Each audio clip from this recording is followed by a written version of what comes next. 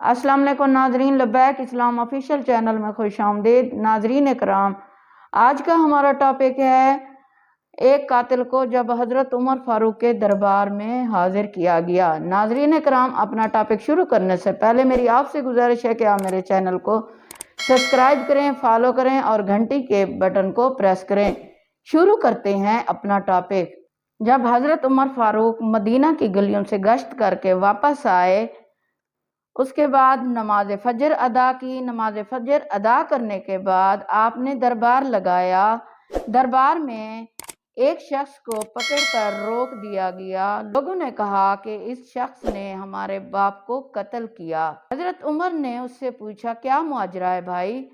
اس شخص نے کہا، واقعی میں نے ان کے باپ کو قتل کیا ہے، لیکن میں نے قصداً قتل نہیں کیا۔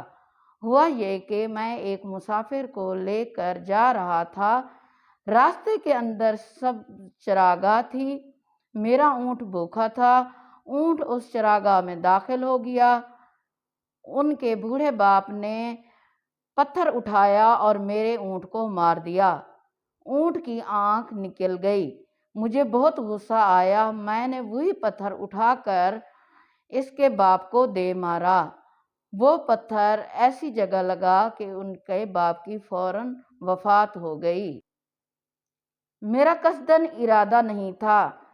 بہرحال میں اس بات کا اقراری ہوں کہ میں نے اس کے باپ کو قتل کیا، آپ جو حکم سنائیں اس کو میں قبول کرنے کے لیے تیار ہوں، لیکن میں ایک مہلت مانگتا ہوں کہ میرے دوست کے بھائی کی رقم میرے ذمے ہے، وہ رقم اس نے میرے پاس امانت کے طور پر رکھی ہے اور وہ مجھے پتہ ہے کہ میں نے وہ رقم کہاں چھپا رکھی ہے، اگر آپ فیصلہ کرتے ہیں میری گردن کاٹ دی جاتی ہے، وہ امانت جو میں نے سنبھال کر رکھی ہے میرے علاوہ کوئی نہیں جانتا کہ ان تک کون پہنچائے گا، اگر آپ مجھے 3 دن کی مہلت دیتے ہیں تو میں جا کر اس کی امانت واپس کر کے پھر واپس آؤں گا اور یہ پھندا گلے میں ڈلوانے کے لیے تیار ہوں۔ حضرت عمر نے فوراً کہا، کوئی شخص تیری ضمانت دے دے، ہم تجھے چھٹی دینے کے لیے تیار ہیں۔ اس شخص نے دائیں بائیں دیکھا، پورے دربار میں کوئی اس کے جاننے والا نہیں تھا، بس ایک اجنبی شخص تھا جس کا نام حضرت ابو ذر غفاری۔ وہ کھڑے ہو گئے، اس نے کہا، اے امیر المومنین، میں اس کی ضمانت دیتا ہوں۔ ضمانت دے دی گئی، وہ شخص وہاں سے چلا گیا۔ تیسرے دن وعدے کا وقت تھا، لوگ جمع ہو گئے، دربار لگ گیا، ابھی تک آنے والا نہیں آیا تھا۔ لوگوں نے کہا، اے ابو ذر، تو نے غلطی کی ہے، ایک اجنبی کی ضمانت دی ہے، وہ ابھی تک نہیں آیا، ظاہر ہے جو چلا گیا واپس تو وہ نہیں آئے گا، واپس آتا تو اسے پتہ تھا کہ میری سیدھی سیدھی موت ہے، اے ابو ذر تو نے یہ کیا غلطی کی ہے؟ خیر، ابو ذر نے فرمایا، اگر وہ نہ آیا تو یہ پھانسی کا پھندا میرے گلے میں ڈال دینا، لیکن بہرحال میں نے اس کی ضمانت دی۔ حضرت عمر نے ابو ذر غفاری کو کچھ دنوں کی مہلت دی۔ کچھ عرصہ بیتا، دور دراز سے غبار اٹھتا ہوا دکھائی دیا، جب گرد و غبار تھما تو صورت واضح ہوئی، پتہ لگا وہی شخص تھا۔